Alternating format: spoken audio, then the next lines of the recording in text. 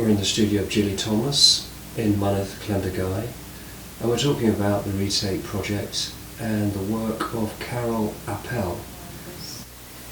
And a certain amount of confusion about it, because I found it quite a confusing picture. I had to look at it a long time before I could really work out what it was about. And I still really don't know what it's about. Maybe he was sort of in touch with something rather spontaneous within himself. And that was something that attracted me to it. Didn't seem very worried. Didn't seem like a worried piece of art. And people, the German expressionists are one of my favourite kind of things. And I like stories and I like narratives. And I like things that send you off on a little journey of thought when you look at it. So I don't think I'm much of a purist or that understands how to do more abstracted things. What programme of making have you set in motion for the project? For modus operandi is to work in quite little sketchbooks and work out ideas for things and what it makes me think about. So I've tried to stick to one sketchbook. It's actually quite a bit bigger than I usually use, really tiny ones. And I did lots of drawings that were, I started off in the sketchbook I think, and then I mixed into them. There are other stories really, because I was really thinking about this project, and then I found one of the chickens was dead, so that kind of put me off a bit. And then you come back to it and you get ideas. The creature and the lady, and who is the creature, and what are the buildings? Are they're like upturned boats, or they're like buildings, and a bit like gherkins. The 11th century abbey thing, and the drowning of relics came into it. And I may not have finished with that notion. It's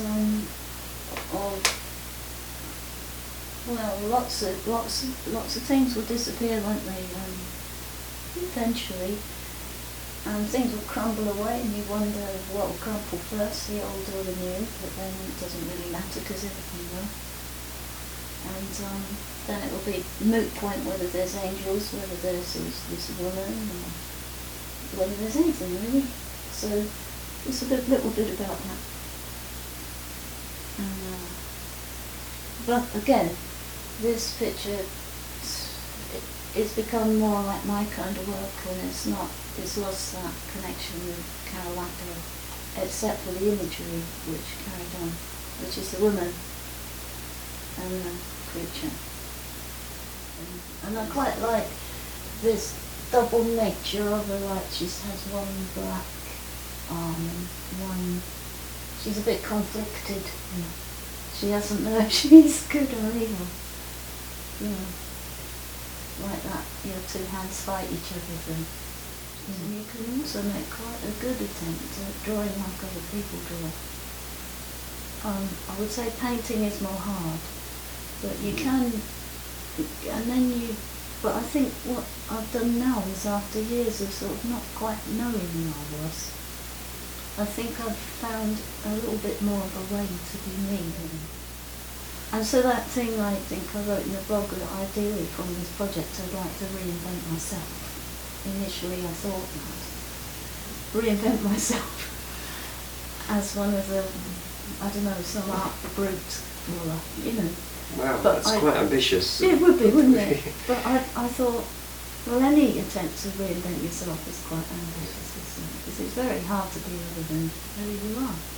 And, but I think now I'm nearer to knowing who I am. But it's quite indescribable because it's all to do with visual textures. It's very complicated. And it's got this, I wondered what if Carol Appel's woman wasn't a woman and she was a man, what would she be like? And then I thought, and it's quite prophetic really, that I don't like that little word before. I did this, it was months ago now, And it seems like a sinking boat, and I think that's sort of, almost like a slow motion catastrophe that they're watching.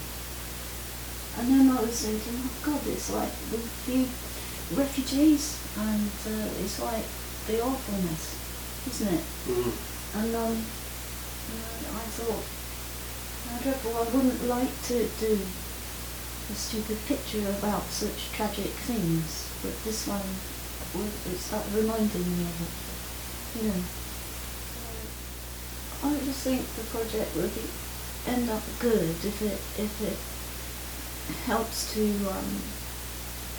if the work that is engendered starts being your own, starts you're bouncing off your own stuff, having bounced off of some other artists from the past, which then I see so much wrong with, and or actually are a disappointment considering the first idea that I had.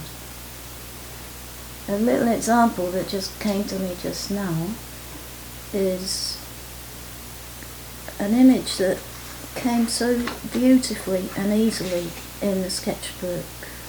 You maybe get a better picture of this later, which led to a picture, this one, and this little drawing seemed to me to really do it for me.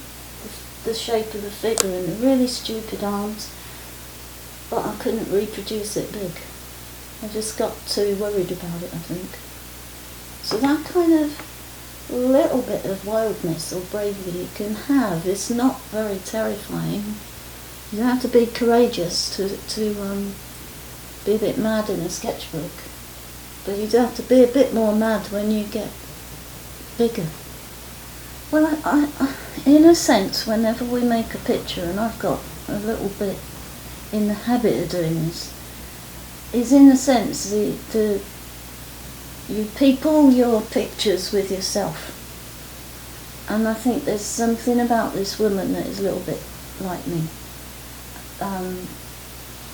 Like being made of skin and string and stuff like that, you know, people always saying, oh, you're so tiny, you're so thin, there's nothing of you. And so I've attenuated myself. It's a kind of otherworldly colour, isn't it? Because she has an otherworldly, as she does in Apple's pictures, she looks a bit otherworldly, if B-movie-ish. But this one's definitely a fake character, which is not me, obviously, but and she wears the white gloves, that she's very careful what she touches. And she's got this familiar with her, who may or may not give a toss about much at all, really. And he's a witness. But it's quite interesting to me because of the whole fourth wall thing, that there's also somebody else, because someone's looking at this. Who are they? Where are they? And what's their viewpoint? I mean, they were there when it was happening, but they're not. They're the theatrical fourth wall, the invisible wall. And it seemed to me that Carol Appel's woman was quite powerless, the way that her big arms, like gorilla-like, hang down at her sides with... She just seems to be stalking the city. I don't know if she's on a mission or not. And I have been for a while doing creatures who sometimes seem to be the guardians of or watching what's going on, something that's watching what's going on. It's been a bit different from the project, because I tried to stick to it very much, stick to it and get somewhere. But over here, there's a whole rows of sketchbooks that I'm just constantly drawing in and using my imagination and just drawing out of my head.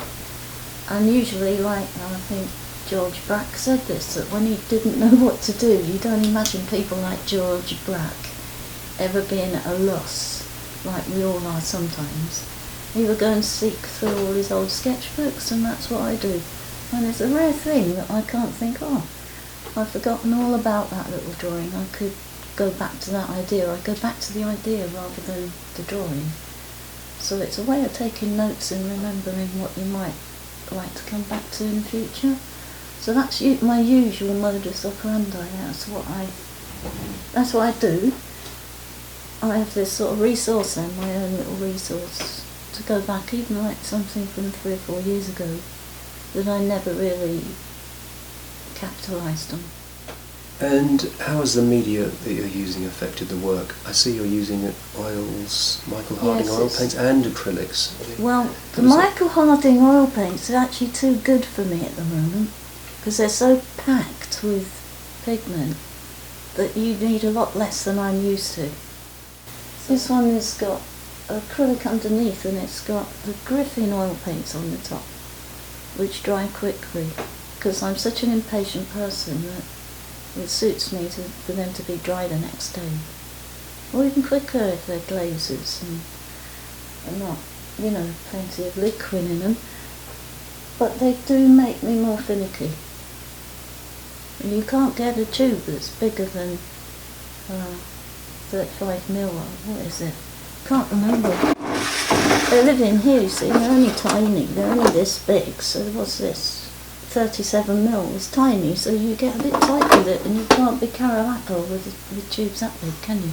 That's true. And you can't. You're never going to get rich enough to be Carol Apple with Michael Harding paint. Is your studio part concept or just physical space? Well, I think I know what you mean. I'm inkling what you mean.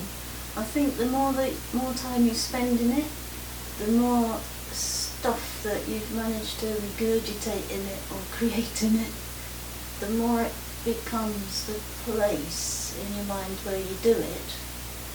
That kind of got to get back to the studio thing.